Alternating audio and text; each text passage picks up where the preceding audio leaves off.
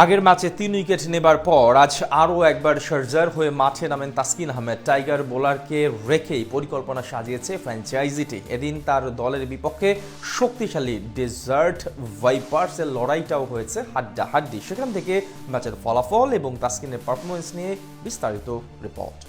আগের ম্যাচেই স্বীকার করেছিলেন 3 উইকেট। শারজা ওয়ারিয়র্সের হয়ে বলা চলে দারুণ সময় কাটাচ্ছেন তাসকিন আহমেদ। ছোট পুঁজি ডিফেন্ড করতে নেমে অসাধারণ বোলিং করেন তিনি, শুরুতেই এনে দেন জোড়া উইকেট। আজ শক্তিশালী ডেজার্ট ভাইপার্সের বিপক্ষে মাঠে নামেন ঢাকা এক্সপ্রেস। এদিন টস হেরে আগে ব্যাট করতে নামে তার দল শারজাহ ওয়ারিয়র্স। দুবাই আন্তর্জাতিক ক্রিকেট স্টেডিয়ামে ব্যাটিং করতে নেমে তেমন সুবিধা করতে পারেনি তাসকিনের দলের দুই ওপেনার জনসন চার্লস এবং টম ক্যাডমোর। দলের ডু অর ডাই সিচুয়েশনে নেমে ইনিংসের তৃতীয় ওভারেই ডেভিড পেইনের শিকার বনে সাজঘরে ফিরেন ক্যারিবীয় hard hitter batsman Johnson Charles. খানিক বাদে একই বোলারের বলে বোল্ড হয়ে মাত্র 9 রান করে বিদায় নেন ক্যাডমোর। দলের বিপর্যয়ে হাল ধরতে পারেননি জেমস রি।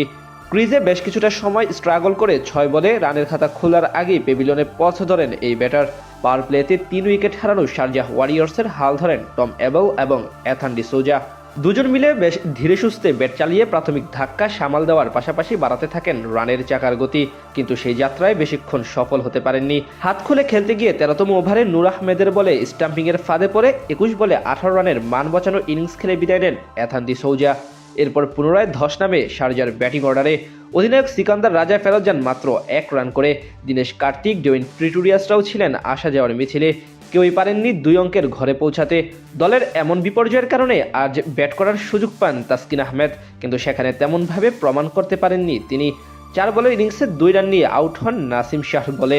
শেষ পর্যন্ত 90 রানে অল আউট হয় শারজাহ ওয়ারিয়র্স। বল হাতে 3 উইকেট নেন ডেভিড পেইন।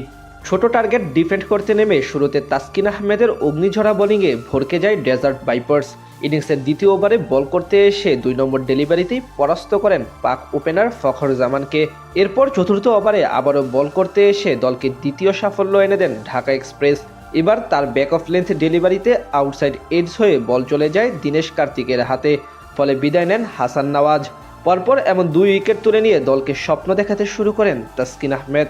খানিক বাদে ম্যাক্স হোল্ডারকে বিদায় করেন প্রিটোরিয়াস।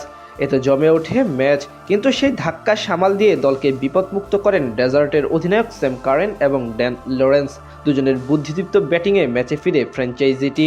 এরপর বাকি পথ বেশ দেখে শুনে পার করে দেন তারা, যার কারণে বড় কোনো বিপদের সম্মুখীন না হয়ে সহজেই 91 রানের লক্ষ্যে টপকে যায় ডেজার্ট। বিপরীতে আরও একটি পরাজয়ের সম্মুখীন হতে হলো তাসকিনদের শারজাহ ওয়ারিয়র্সকে। এই পরাজয়ের নকআউট পর্ব অনেকটাই অনিশ্চিত হয়ে পড়ল তাদের জন্য। এখন বাকি সবগুলো ম্যাচ শুধু জিততেই হবে না, বরং বাকিদের দিকেও তাকিয়ে থাকতে হবে।